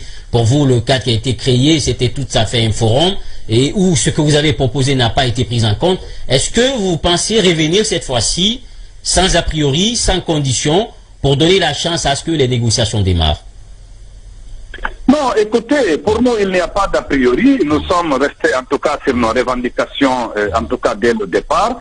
Je crois que ça, c'est un des éléments de nos revendications, mais nos revendications s'adossent quand même à l'article 77. Tout ce que nous avons mis, en tout cas, dans la plateforme revendicative, c'est pour la mise en œuvre de l'article 77. Comme l'article a dit que c'est de commun accord entre les forces vives de la nation et le CNRD qu'un calendrier de la transition va être défini, et qui dit calendrier dit forcément contenu, et donc un chronogramme. Donc, à ce niveau-là, je crois que, en plus du médiateur qui va présider, ou en tout cas qui va faciliter le dialogue politique, il y a encore les autres acteurs que nous avons demandé qu'ils soient autour de la table. Il y a les partenaires techniques et financiers, notamment le G5. Il y a les acteurs politiques représentatifs. Il y a les acteurs de la société civile. Il y a également le CNRD et son gouvernement. Mais de l'autre côté, il y a également le contenu, le contenu thématique qui doit être discuté autour de ce cadre de dialogue. Pour moi, aujourd'hui, ce qui revient au CNRD et à son gouvernement, après les bonnes dispositions de la CEDEAO, le CNRD et son gouvernement aussi doivent faire preuve de bonne foi en dissolvant carrément le cadre de concertation et prenant un décret pour mettre en place le véritable cadre de dialogue pour qu'on aille enfin autour de la table. Et Caps rapidement, puisqu'on a déjà l'autre invité dans ce sujet. Voilà, alors, M. Baldi, à vous écouter, le problème donc n'a jamais été le médiateur. Le problème, donc, selon vous, c'est le CNRD. Si le CNRD fait preuve de bonne foi, c'est que en prenant ce décret qui va ouvrir officiellement ce cadre de dialogue, en ce moment-là, votre parti, l'UFDG, l'ANAD pourra revenir autour de cette table de dialogue. Désormais, le compte à rebours, le compte à rebours a commencé. Il ne reste plus que 24 jours pour finalement décider de réanalyser cette durée de la transition. Alors pensez-vous que avec cette exigence que vous avez encore, malgré le fait qu'on ait amené un nouveau médiateur, que ça ne prendra pas encore plus de temps sur les 24 jours qui resteraient pour aller vers le 31 juillet? Non, écoutez, pour moi, s'il y a la volonté politique, le CNRD nous a dit à la prise du pouvoir qu'ils ne sont ni candidats, ils n'ont pas de candidats. Pour moi, si le CNRD n'a rien à cacher, s'il n'y a pas un autre agenda, en dehors du fait de travailler pour un retour à l'ordre constitutionnel, je crois que le CNRD doit avoir la volonté politique de mettre ensemble les acteurs et de respecter l'article 77. Je tiens à rappeler que la charte a été initiée et promulguée de façon unilatérale, et donc ce sont des dispositions que eux-mêmes ont mises dans la charte. Pour moi, il n'y a pas de difficulté. À moins de 2 semaines, les forces vives de la nation peuvent se retrouver et s'entendre sur un contenu du chronogramme de la transition s'il y a la volonté politique de la part du CNRD et de son gouvernement. Voilà, vous l'avez compris, l'honorable Cellou Baldi de l'UFDG. Honorable, merci en tout cas d'avoir accepté notre invitation. Merci bien, le plaisir de partager. Nous essaierons de joindre d'ici la fin de cette émission Dr Faya Milimono, président du Bloc libéral. On va aussi l'entendre sur la désignation de ce médiateur, mais aussi comment tenir la barque, puisqu'on n'a qu'un mois. Il faut proposer un chronogramme, parce que beaucoup disent c'est moins la durée que le contenu. Qu'est-ce qu'il faut faire pour une sortie de crise? Eh bien, on va parler avec Faya Milimono. Mais d'ici là, nous avons notre invité de parcours sur le plateau, Babila. On a un autre invité. Professeur, bonjour, merci de nous rejoindre. Bonjour, avec plaisir. Merci d'être avec nous. Allez-y, Babila. Docteur, merci d'avoir répondu à notre invitation. Vous avez porté votre regard récemment sur le fonctionnement de la justice guinéenne. Un appareil qui est miné de plusieurs dysfonctionnements. Vous le soulignez, n'est-ce pas, dans votre prise de position. Mais d'ici là, l'actualité oblige. Il y a cette histoire autour du projet Simandou. Vous, en tant que professeur de droit minier, quel regard portez-vous sur cette actualité, cette opposition aujourd'hui entre l'État guinéen et ses partenaires Simfer et Winning Consortium? Bon, en fait, il faut être juste avec soi-même. Le problème minier, le débat minier est mal posé en Guinée. On s'intéresse beaucoup plus à des conséquences que le problème réel. Parce que si vous prenez dernièrement la loi organique relative à la loi de finances, en son article 7, c'est déjà dit que les conventions minières doivent être publiées. Ce que la Guinée doit avoir en ressources fiscales et non fiscales doivent être publiées. La question qu'on se pose d'abord, est-ce que ces conventions sont publiées? C'est le premier élément. Si je reviens automatiquement sur l'affaire actuelle, on discute sur 15%. Le véritable problème, c'est que la Guinée ne sait même pas quel mode d'exploitation elle doit faire. C'est pourquoi on parle de 15%. Dans l'exploitation minière, depuis la première génération jusqu'à aujourd'hui, il n'y a que 4 formes. Soit on est pour la convention, c'était la première génération, et ça a échoué, on a vu que le pays ne gagne rien. On est venu à l'association où, si vous vous rappelez bien, dans la CBG, la Guinée avait 49%, qui permettait à la Guinée de contrôler la production. Parce qu'il y a un directeur général qui est la partie, l'autre partie, et directeur général, président directeur général qui était guinéen, qui permet de savoir exactement combien de quantité de mines extraites. Après, on a abandonné cela. Et aujourd'hui, on ne sait pas ce qu'on veut en réalité. Est-ce que nous voulons, en ce moment, c'est la concession, ça signifie c'est les années 60, c'est révolu. On ne tirera rien, on ne gagnera rien. On veut l'association. Ah là, il faut que le cadre, les négociations soient claires, qu'on sache combien nous payons. Mais les 15%, c'est des chiffres magiques. Intellectuellement, ça ne représente rien. Pourquoi 15%? On ne nous a jamais demandé pourquoi 15%. Et maintenant, si nous voulons jouer en aventure, on peut le faire, ou bien l'entreprise nationale. Mais en Guinée, on est dans la concession, on parle de 15%. C'est qu'en réalité, encore dans les mines, nous ne savons pas ce que nous voulons. Ça, c'est le premier aspect. Même si on dit, quand une fois vous allez arrêter cette convention, il y a perte d'emploi ici. Mais d'abord, quel emploi le secteur minier crée? Quel emploi? Qui est employé dans les mines? Mais c'est des travailleurs pauvres, avec un mécanisme d'intérim monté de telle sorte que l'essentiel du salaire de l'employé minier retourne à une société, peut-être une société grande. Donc quand on dit oui, mais pourquoi l'État n'exige pas à ce que l'entreprise minière emploie? Pourquoi je connais un peu ce système. Ma carrière est engagée, il passe par une société qui n'est pas minière, qui est sous-traitant, qui fait de l'intérim. Mon salaire c'est 6 millions. On verse à l'entreprise 6 millions, me donne 2 millions. C'est comme ça fonctionne. Mais, dis donc, c'est une corruption et institutionnalisée. Donc, quand on me dit on perd l'emploi, la première question que je me pose, quel emploi? C'est l'emploi subalterne. Et le peu qu'on verse aux pauvres Guinéens, et là aussi c'est récupéré. Qui vous dit que ce n'est pas ces entreprises encore qui sont derrière ça? C'est-à-dire les sociétés minières. Donc, voici, il y a des grandes questions. Moi, je suis pour une chose, avant qu'on nous dise, on va installer les rails, ceci, c'est cela, mais la Guinée va gagner combien? Quelles seront les conséquences pour le pays? Il faudrait que ce secteur soit transparent. C'est à ce moment où on décide. Mais malheureusement, en Guinée, on n'a pas de convention type. Chaque entreprise a sa convention. Partez voir un peu la Guinée. À Bokeh, vous allez voir autant d'entreprises, autant de conventions. Et si vous fouillez, lorsqu'on va vous publier, vous verrez que la bauxite n'est même pas achetée au même prix par les mêmes entreprises. C'est-à-dire, je suis un commerçant, je vends du pain. Je vends à Mamadou à 2000 francs, à Fatoumata à 1000 francs. Mais ça, c'est pour moi. Mais l'État n'a pas le droit à le faire. Alors, à présent, on va aller sur la question liée à la justice guinéenne, notamment sous cette transition. Vous avez posé un regard sur un peu l'appareil et on veut vous entendre d'abord sur la mise en place de la CRIEF. C'était un discours, le président de la transition, quand il est venu, il a parlé de la moralisation de la vie publique, la reddition des comptes. Et un instrument a été mis en place à l'occasion, qui a commencé déjà à faire le travail. Aujourd'hui, quel est le regard vous posez sur cette institution? Et est-ce que vous pensez aujourd'hui la démarche avec laquelle les choses sont en train de partir est la bonne démarche? Bon, d'abord, premièrement, par rapport à la CRIEF, je dirais que c'est quelque chose qui a retardé. Oui. Ça devrait être là depuis. Dès qu'on a dit la Guinée opte pour le libéralisme, il fallait mettre tout un instrument à côté pour éviter les dysfonctionnements et les défaillances.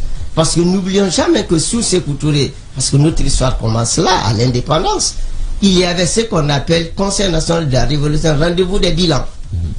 Mais malheureusement, nous sommes partis vers le libéralisme, il n'y a pas rendez-vous des bilans. Nos textes ont toujours dit, chacun est comptable de son activité. Mais malheureusement, ça n'a jamais été fait. Donc pour moi, CRIEF d'abord, du fait qu'on l'a créé, c'est salutaire, j'ai personnellement fait. Je ne peux pas tout de suite me prononcer sur les actions de la CRIEF parce que elle n'a pas encore décidé. J'attends ses décisions. Oui, mais les démarches aujourd'hui, je reviens, je dis par sa décision. Mais quand même, quand je vois certaines démarches, par exemple, ce qui m'a vraiment marqué, lorsque le procureur général près de la cour d'appel dit on va poursuivre des gens pour crime de sang, un premier élément, on va saisir leurs biens, des présumés.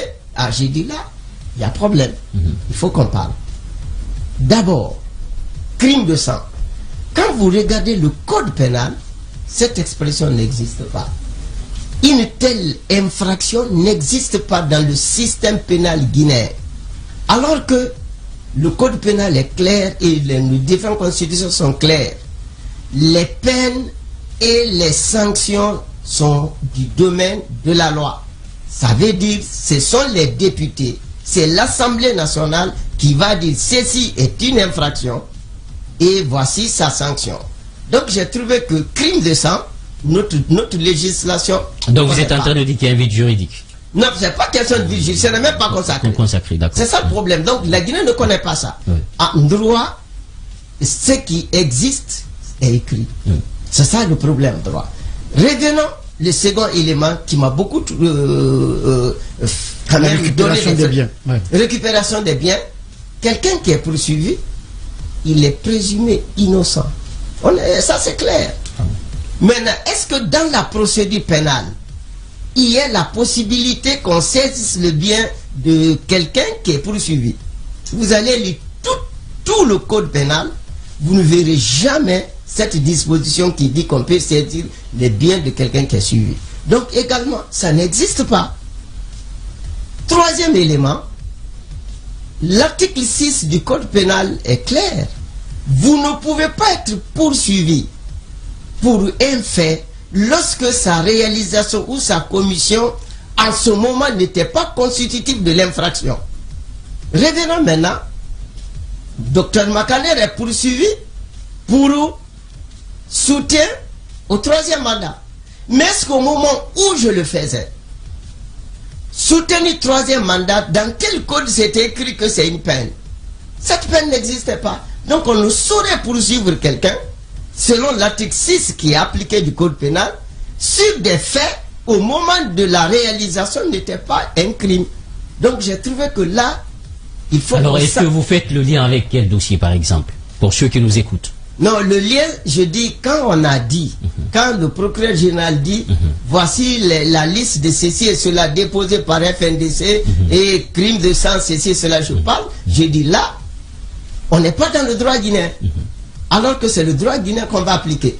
Je veux tout simplement dire, il faut qu'on soit clair là-dessus, que dans le droit guinéen, il n'y a pas l'expression crime de sang, que dans le droit guinéen, on ne peut pas poursuivre quelqu'un, pas seulement du droit guinéen, quelqu'un pour un fait qu'il a commis lorsque au moment de la commission sur fait n'était pas qualifié de crime ou délit.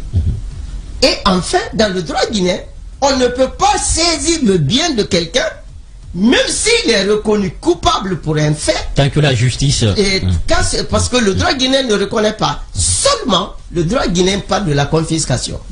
On peut confisquer le bien, que ce soit un meuble ou immeuble, lorsque ce bien a servi à la réalisation de l'infraction.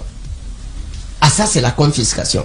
L'unique condition, on parle de la confiscation des biens, lorsque, par exemple, c'est une arme que j'ai utilisée, ou c'est chez moi, j'ai réuni des rebelles pour aller attaquer, là, on peut confisquer mes biens. Donc voici, j'ai voulu que cela soit un peu spécifié. On va revenir sur les crimes de sang. Aujourd'hui, à votre avis, à vous écouter, on a comme l'impression que le procureur, il est dans l'illégalité. Qu'est-ce qu'il faut pour combler ce déficit-là? Qu'est-ce qu'il faut aujourd'hui, puisque vous dites que dans le code pénal guinéen, le crime de sang n'est pas traité? Et qu'est-ce qu'il faut aujourd'hui? Qu'est-ce qu'il faut faire aujourd'hui? Heureusement, le juge a la possibilité de qualifier l'infraction. Tu peux introduire ce que tu veux. Le juge a la liberté de qualifier l'infraction. Mais ce qui est sûr quand même, ça on ne négocie même pas ça. On ne peut pas poursuivre quelqu'un, quelle que soit la qualification qui serait faite, parce qu'il a commis un acte et que ce acte au moment de sa commission n'était pas une infraction. C'est seulement ça. Donc, troisième mandat, en aucun cas, on ne peut poursuivre quelqu'un parce qu'il a été promoteur ou il a encouragé le troisième mandat. Ce n'est aucune possibilité légale. C'est pourquoi je dis, on attend un peu ce que les cours vont nous dire, mais selon la loi guinéenne et le principe fondamental dans tous les États démocratiques, c'est comme ça. C'est impossible pour la sécurité juridique. Mais je vais vous dire quelque chose, si vous me permettez bien. Le problème que nous avons avec la justice guinéenne, n'oublions pas que sous Sékou Touré, la Première République, la justice était sous le contrôle du parti. Et le parti était dirigé par l'exécutif. Ce qui signifie, le juge regarde d'abord l'exécutif avant de décider. On disait à l'époque, ce que j'ai aimé chez Sékou Touré, il a clairement dit autorité judiciaire. Il dit, moi, Sékou Touré, je n'accepte pas qu'il y ait un pouvoir judiciaire, mais une autorité qui relève de moi. Ça, c'est franc. On a fonctionné comme ça. On arrive avec Conté, il dit pouvoir judiciaire. Il s'est comporté exactement comme Conté. Comme Sékou Touré. Pardon, comme Sékou Touré. On revient à Alpha, il constate la même chose, il fait pire que Sékou Touré. Mais c'est cette justice que nous avons. C'est ça le problème. Donc ça ne vient pas de là. Ça ne vient pas de là. Qu'est-ce qu'il faut avec la transition? C'est ce qui est important. Premièrement, pour que vraiment on a une justice avec laquelle le peuple a confiance, parce que là je vous donnerai même des statistiques. En 2005, c'est loin, mais il faut le dire avec Stavi, sur la corruption, la justice guinéenne a été qualifiée le service public le plus corrompu de la République de Guinée. Les informations existent. Nous également, par rapport aux armes légères, la circulation illicite des armes légères, l'enquête dont j'ai conduite pendant 3 ans, on a vérifié la confiance des Guinéens sur la justice guinéenne est de 12%. Il n'y a que 12% des Guinéens qui ont confiance à la justice. Donc, je veux juste vous dire qu'il y a des problèmes. Pour éviter ce problème, premièrement, il faut réduire l'action de l'exécutif sur cette justice. Tant qu'on n'arrive pas à le faire, on aura les mêmes juges sous Sékou Touré, sous Conté, sous Alpha. Ça, c'est le premier aspect. Le second, il faut que le juge soit libre lui-même. Il évite l'autocensure. Parce que je vais vous dire quelque chose qui va vous marquer. J'étais dans un café à Bokeh sous régime Alpha. Le juge est venu dire à un de mes amis, vraiment, je ne vais pas t'arrêter. Mais le prophète me dit, t'arrêter, je vais t'arrêter. Et il l'a arrêté. Il dit, mais moi je ne vais pas. Hein. Mais le prophète me dit de t'arrêter. Mais ça c'est un problème réel. Ensuite, non, ça s'est fait à Bokeh. Et même vous avez dit, le ministre de la Justice a parlé, j'ai pas besoin de commenter ça. C'est ça la justice guinéenne. Donc il faudrait que la justice ait des moyens, qu'il y ait des formations. Et surtout, je ne sais pas si le CNT aura ce courage. C'est aller plus loin, mettre deux dispositions dans nos textes. Il faudrait que le pouvoir judiciaire, à son tour, les chefs soient élus. on dit les 3 pouvoirs sont séparés. Je suis professeur aussi du droit constitutionnel. On a 3 pouvoirs. L'exécutif, le président est élu. Le législatif, le président est élu. Les députés. Oui. Le judiciaire, le président est nommé. C'est vrai, c'est nommé en France. Mais ça marche en France. Mais chez nous, ça ne marche pas. Pourquoi? Dès que tu es nommé, tu considères que tu as des obligations vis-à-vis de l'autorité qui t'a nommé. C'est notre culture guinéenne, tu te soumets. Celui qui t'a nommé, tu ne peux pas lui dire la vérité. C'est comme ça que nous sommes éduqués. Donc pour moi, il faudrait quand même essayer d'éviter ça, que le CNT puisse profiter, dire maintenant, les juges seront élus. Et dernier élément, qu'on puisse mettre en place, là, depuis 30 ans, je me bats pour ça, franchement, qu'on puisse mettre en place la responsabilité du magistrat pour faute manifestement illégale. Voici ce que je veux dire. C'est à travers des faits. J'avais un dossier clair. J'introduis le document. Le juge qui m'a reçu dit, mais ça ne se discute pas. On ne peut pas contraindre quelqu'un à vendre son bien. Et c'est ce qui a été fait. Mais le juge donne raison à celui qui a contraint le docteur Kett à vendre son bien. Je reviens le voir. Il dit, ah, mon jeune frère Makanera, écoute, il m'a donné 27 millions. Mais voici, tu attaques ici, à la cour d'appel, tu gagnes. Ouais. Ça, c'est fait ici. Ouais. Ça, c'est manifestement illégal. Ouais. Donc, je dis, il faudrait qu'il y ait quand même, après l'élection, qu'il y ait à côté une commission. Je ne dis pas haute magistrat ou le président est encore chef. Parce que le problème de la Guinée, le problème de la Guinée, surtout de l'Afrique, c'est que on crée un homme providentiel. Un homme providentiel. Tant qu'on a l'esprit d'un homme providentiel irremplaçable, il est Dieu parfait, ça n'avance pas. D'accord. Voilà, allez-y, Caps, pour la question. Voilà. Moi, la question pour vous, c'est, moi, je veux bien qu'on revienne encore une fois avec la CRIEF pour s'intéresser à ces dossiers brûlants qui sont au niveau de la CRIEF actuellement, notamment Dr Kassouri et compagnie.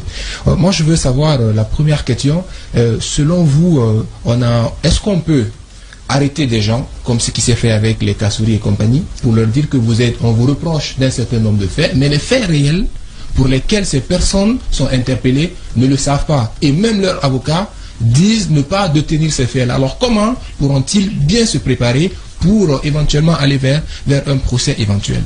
La deuxième question, c'est autour de la caution. Vous avez plusieurs personnes qui sont arrêtées pour les mêmes faits, et vous avez après un qui bénéficie d'une caution beaucoup plus moindre que les autres qui ont des cautions allant jusqu'à 20 milliards. Et quel est votre regard par rapport à ces différents faits-là? Bon, comme je suis éloigné du fait, je vais donner un regard d'une personne éloignée. Premièrement, le minimum, quand quelqu'un est poursuivi, il doit savoir pourquoi il est poursuivi. Ses avocats doivent accéder à l'information pour les permettre de défendre leurs clients. Mais si cela n'existe pas, on entorse au droit de ceux qui sont poursuivis. Ça ne se discute pas. Parce que pour me défendre, vous avez l'obligation de me dire pourquoi vous me poursuivez. Vous me reprochez de quoi? Sans moi, je peux me défendre. Mais si je pas cela, ça signifie que vous me retirez toute possibilité de défense. Ça, c'est véritablement, c'est un problème. Revenons sur le problème de caution. Moi, honnêtement, j'ai besoin encore de lire davantage le statut ou le décret qui a créé, l'ordonnance qui a créé la CRIEF. Mais moi, l'affaire de caution me crée des problèmes. Ça me crée assez de problèmes. On n'est pas aux États-Unis. En Guinée, si vous lisez le code pénal qui est appliqué, moi, j'ai jamais vu là-bas aussi question de caution. Alors que, en droit, le juge est soumis à l'autorité de la loi. Le juge applique la loi. Mais sauf que quand il y a vide juridique, il devient législateur. Mais tant qu'il y a l'existence d'une loi, il ne peut pas remplacer cette loi par autre chose. Mais sauf que dans le code de procédure pénale, quand même, la caution est prévue. Non, vous m'avez pas ce que je vais dire ici. Il me dit, j'ai dit, je vais bien voir ce qu'ils ont dit. Pourquoi? J'ai dit, je vais bien voir. C'est la différence des montants. C'est pourquoi j'ai dit, je vais bien voir. Quand on dit tel paye ça, tel autre, sur quelle base, par quel calcul, je parle de ça. J'ai dit, je vais revoir pour savoir pourquoi monsieur X paye 1000 francs, monsieur Y 2000 francs. Il faut savoir pourquoi. Est-ce que pour les mêmes faits, pour les mêmes faits, c'est pourquoi j'ai dit je vais bien revoir la disposition et lire, parce que personnellement je ne peux pas comprendre que déjà vous me dites j'ai pris 10 milliards, mon frère a pris 5 milliards, ce n'est que la présomption, parce que moi j'ai pris 10 milliards, je dois payer 10% de 10 milliards, il est poursuivi pour ces 5%, mais c'est peu que moi qui paye 10 milliards après je suis innocent, donc ça ne tient pas. C'est pourquoi j'ai dit ça. Il faut revoir le texte, voir comment c'est écrit. Voilà, et on va surtout donner dans un court instant la parole à nos auditeurs. Et votre avis nous intéresse et surtout, vous pouvez nous appeler au 620 28 65 65 ou le 620 28 69 69.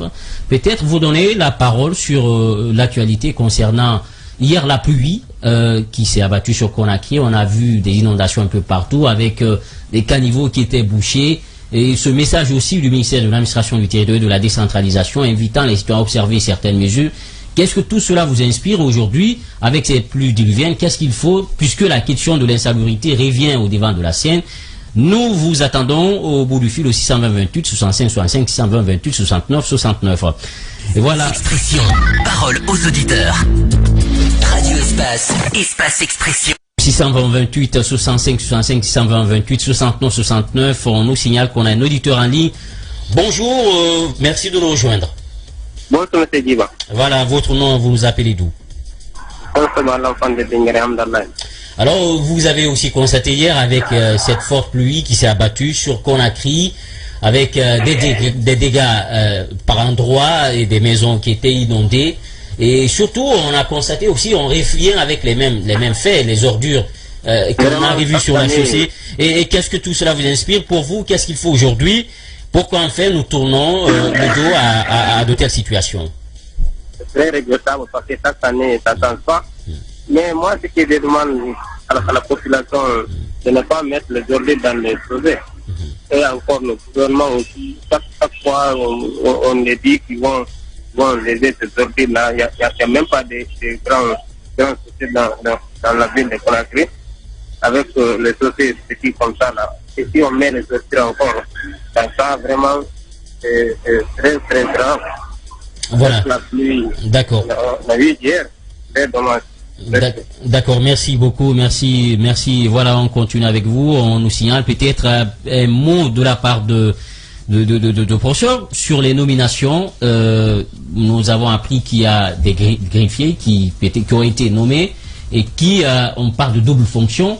Est-ce que vous l'avez constaté aussi? Si oui, est-ce que cela est possible? Au-delà de cela, il y a également trop de mouvements. C'est-à-dire, dans un premier temps, il y a des juges qui ont été nommés à la CRIEF. Et en moins de 2 mois, on les a orientés vers d'autres juridictions. Il y a trop de mouvements au sein de trop de nominations, parfois des décrets et contre-décrets, parce qu'on a eu des documents à un moment. Il y a des magistrats qui dénoncent qu'il y a eu falsification de décrets dans les nominations aussi. Rapidement, puisqu'on est pris par le temps. En fait, rapidement, lorsqu'il y a l'instabilité dans les nominations, c'est qu'il y a problème. Et ça ne rassure pas. Ça veut dire soit on n'a pas choisi les hommes compétents, ou comme la Guinée, on aime le dire, on n'a pas choisi ces hommes. Parce qu'il faut faire très attention en Guinée. On nomme plutôt ces hommes, pas les hommes compétents. Donc il faut voir, est-ce que le CNRD s'inscrit dans le même cadre? Je ne peux pas le dire. Mais en Guinée, est-ce que vous comprenez l'expression mes hommes? Parce qu'en Guinée, on nomme ces hommes. C'est-à-dire des gens qui sont prêts à t'obéir. On s'en fout qu'ils soient compétents ou pas. Maintenant, est-ce que c'est ça? Ou bien on a fait des mauvaises nominations, on se rend compte, on corrige. Là, on verra avec le temps. Mais quand même, ça ne rassure pas. Voilà, vous l'avez compris, on avait comme invité professeur Alassane Makanera Kake, qui était notre invité du jour.